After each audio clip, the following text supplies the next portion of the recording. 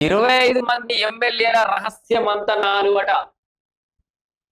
అధికార కాంగ్రెస్ లో ముసలం, రేవంత్ సర్కార్ కు నో గ్యారంటీ, బీఆర్ఎస్ మునిగిపోయినావా కేంద్ర మంత్రి బండి సంజయ్.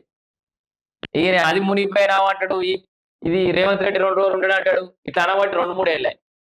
ఈయనడు ఆ సీతకొత్తడో కూడా తెలియదు. ఈ ప్రపంచకానికి ఆయన ఎప్పుడు 25 మంది ఎమ్మెల్యేలు రహస్య మంత్రాలు చేసినట్టు ఆయనకు. ఏదో ముక్కి మూలి కింద మీద పడి ఒక కరీంనగర్ కార్పొరేషన్ తగ్గించుకున్నాం బండి సంజయ్ అన్న. ఇంకెక్కడైనా ప్రభావం చూపించిరా? ఒక నిజామాబాద్ లో కొన్ని ఆయనే ఎవరు ధర్మపురాలు అనేది జర బలంగా కొట్లాడి నీ లెక్కనే ఈ మత రాజకీయాలు ఆడ కరీంనగర్ లా నిజామాబాద్ లో వర్కౌట్ అయితే కాబట్టి కొంత సీట్లు సంపాదించారు. మా సిద్దిపేట జిల్లాలో ఇంకక్కడెక్కడ వేరే జిల్లాలో ఎక్కడ కూడా ప్రభావం చూపెట్టలేకపోయింది బీజేపీ. దుబ్బాకల రఘునందనరావు ప్రాంతం అనేది ఇక దారుణంగా దెబ్బతిన్నది. ఇట్లా చాలా ప్రాంతాలలో బీజేపీ అనుకున్న స్థాయిలో ఫలితాలు సాధిస్తలేదు. ఆ రామచంద్రరావును మీరు కిషన్ రెడ్డి, రామచంద్రరావు మీరు ఇదే మెతక వాళ్ళకి ఇచ్చిపోతే గట్లే ఉంటది. ఏదేమైనా బీజేపీ ఇక ఇప్పట్లో అధికారానికి వచ్చినట్టు కనబడతలేదు. ఓట్లు అయితే పెరుగుతున్నాయి.